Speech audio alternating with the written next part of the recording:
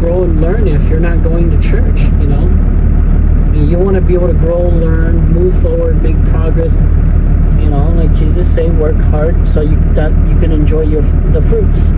So that's just how it is, fair or not. In the end, you'll find out that nothing matters. The life here on earth is just a piece of dream when we go to the heaven. Well, think of it this way. My interpretation of life here is like going to school. The way He wants us to be, how we should be. Pero actually mga kasyupa, yung naging Christian kami, dito ko napagtanto yung tahimik na buhay, peaceful life. Simple lang, di ba?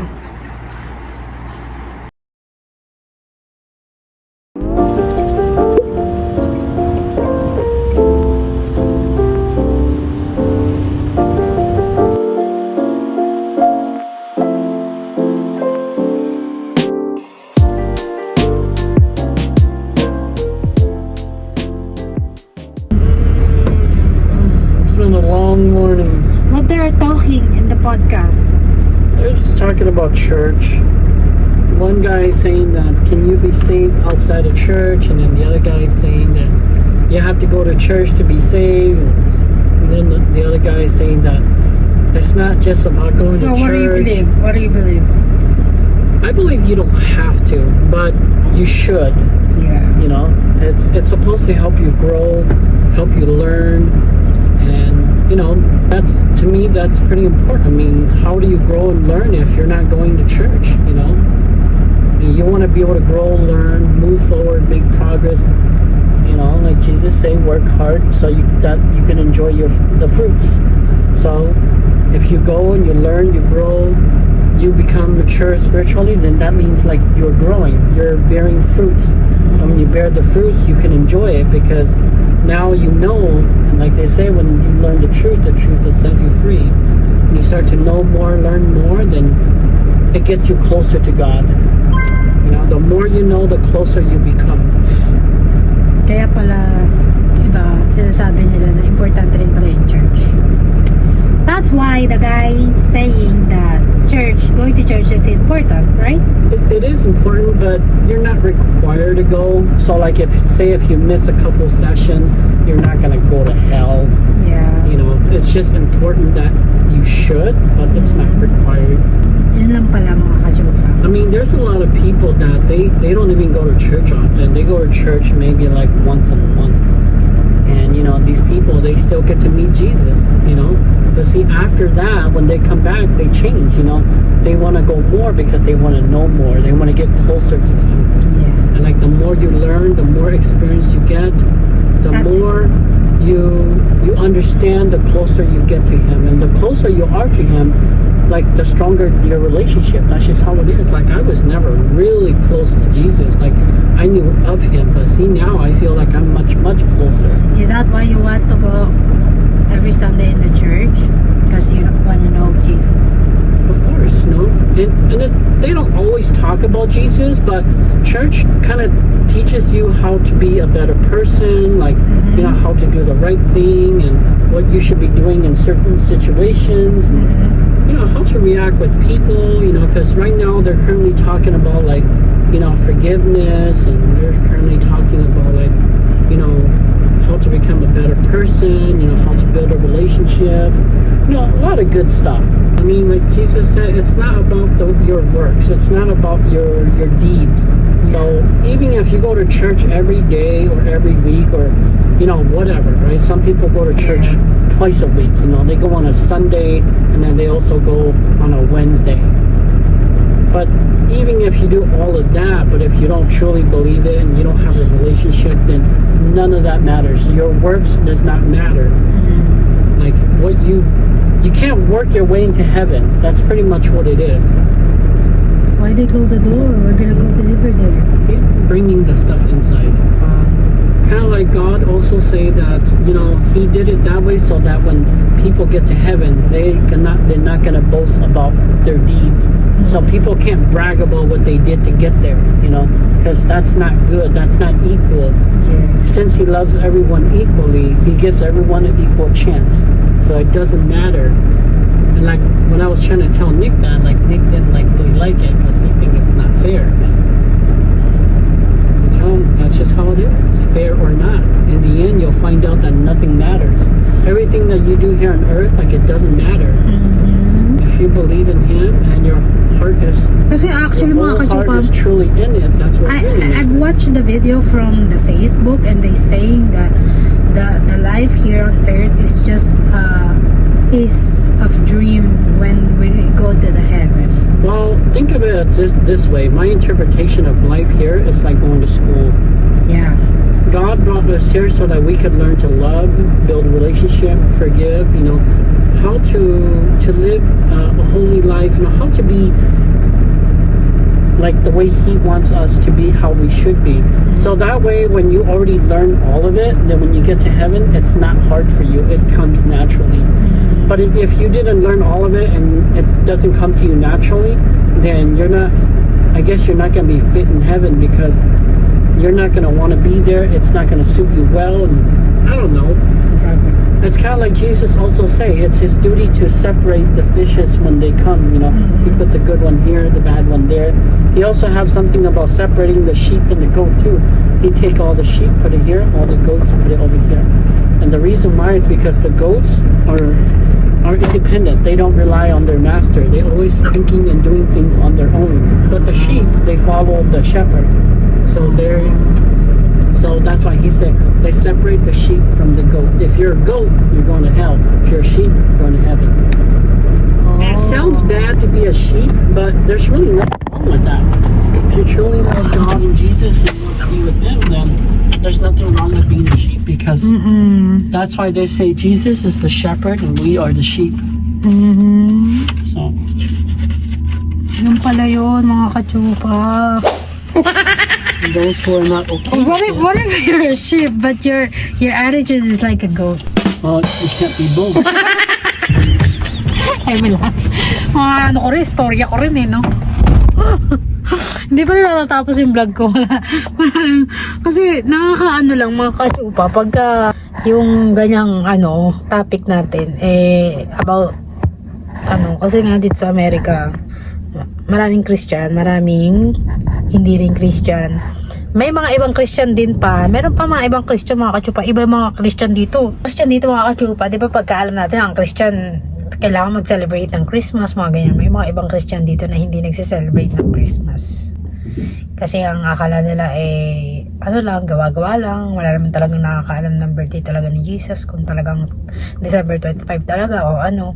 Basta mga kachupa, hirap explain. Marami kasi iba-ibang Christian dito. Merong Christian Catholic. May mga ganoon. Iba-ibang mga church dito. Kaya lang, ang gusto ko lang kasi maging Christian yung buong family ko. Alam mo yung mga kachupa.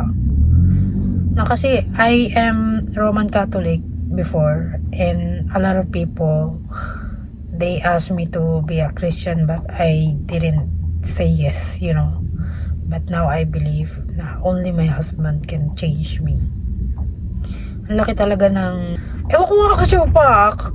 Yung supervisor ko, inaano rin ako magsimba ng Christian, pero hindi talaga ako parang alam mo yun, pagka niyayayan niya ako magsimba ng Christian, ayoko talaga. Sabi ko, ang layo-layo naman yan. Ganun pa yung dahilan ko mga kachupa. Busy ako mga ganyan. Yung mo yung mga dahilan na talagang ayaw mo lang talaga, makikita mo sa isang tao kung ayaw talaga o gusto di ba?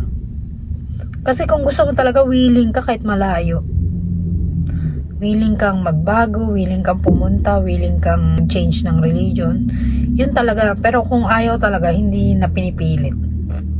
Kung ayaw, huwag nang pilitin. Kasi pangat naman ng taong pinipilit mo, tapos pumayag lang para sa'yo. Yung ganon, kung alam nyo lang mga inasabi ko mga kachupa, kaya ako, hindi ko pinipilit yung mga mahal ko sa buhay, mga pamilya ko, mga kaibigan ko, na mag-change. Kaya lagi ko silang tinatry na, itry mo lang, baka mamaya magustuhan mo.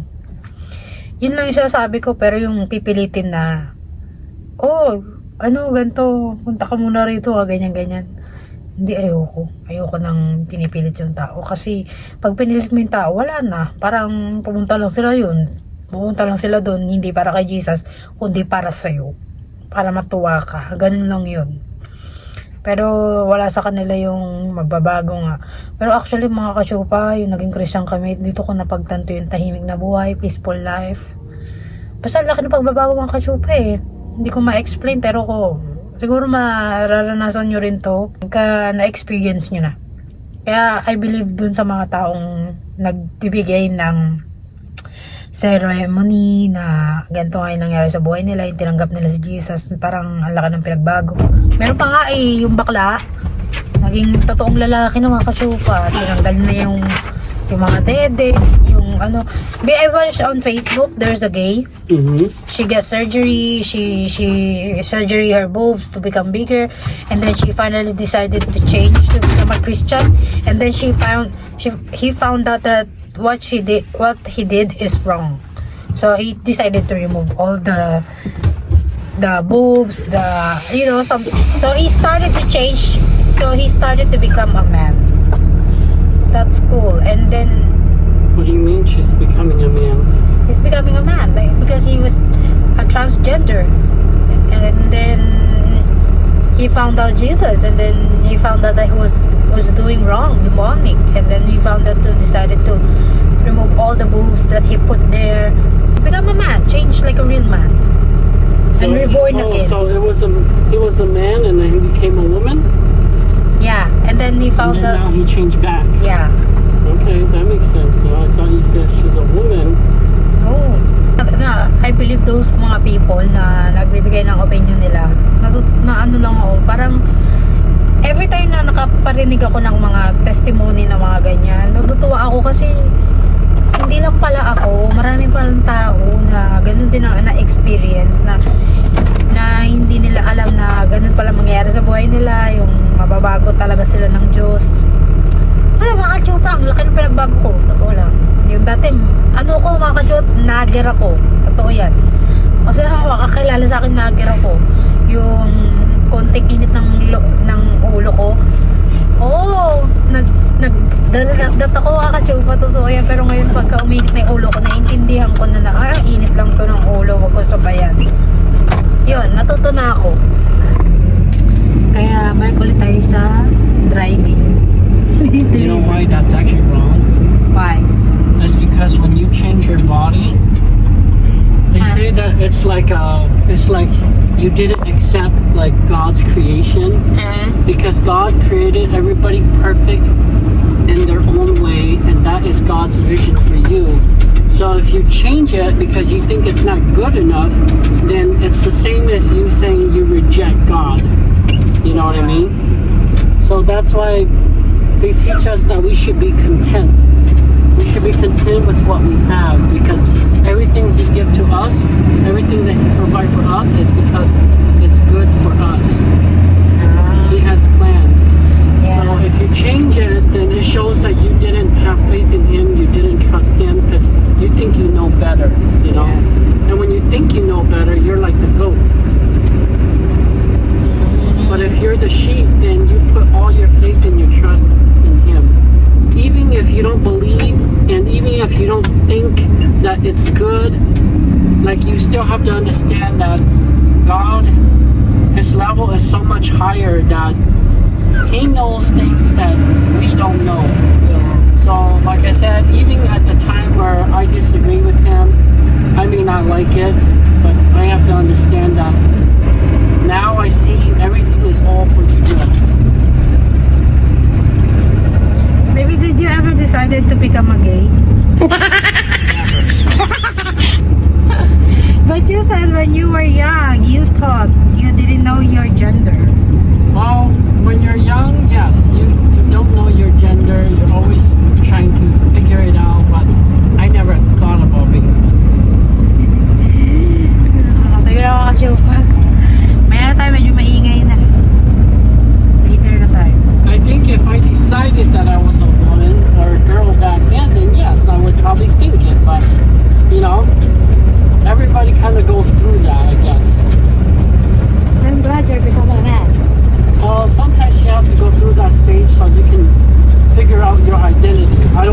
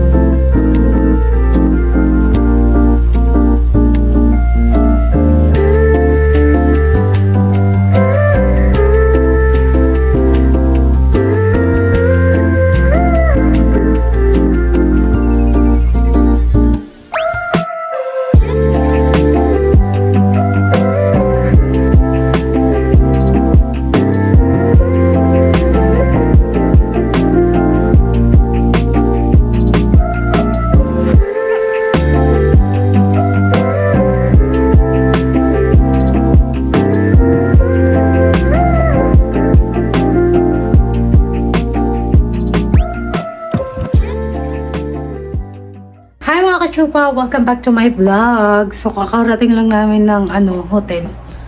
Kaya lang, ito po yung hotel na pinuntahan namin. Lagi namin pinupuntahan to. Pero lagi ako natutuwa kasi naka-jackpot na naman kami kasi ang view namin is yung lake. At yung lake is snow siya ngayon. Wala siyang tubig. Nanigas na yung mga tubig. Ito ko sa yung mga kachupa. Ayan ang ating view. Ayan yung lake noon na ngayon puro snow na siya. No? Malaki yan mga kajopa. Nasa 3rd floor kami. Kasi nung nakaraan kasi nandito kami sa babae, yung namin, ayan yung view namin, yung bubong. Kaya hindi ko nakita. Pero ngayon, nasa 3rd floor kami. Medyo maganda yung ating view. Diba? Nung mga kachupa yung summer, maganda to. Dito kami nagtatambay ng asawa ko nung summer. Yung medyo mainit pa. Pero ngayon, malamig na ngayon ta. Taglamig ngayon. Pero ito yung aming hotel na pinuntaran. Ayan po yung bathroom. At ito naman yung aming bed. Tapos meron siyang dyan. And then, 2 bed. Simple lang, di ba?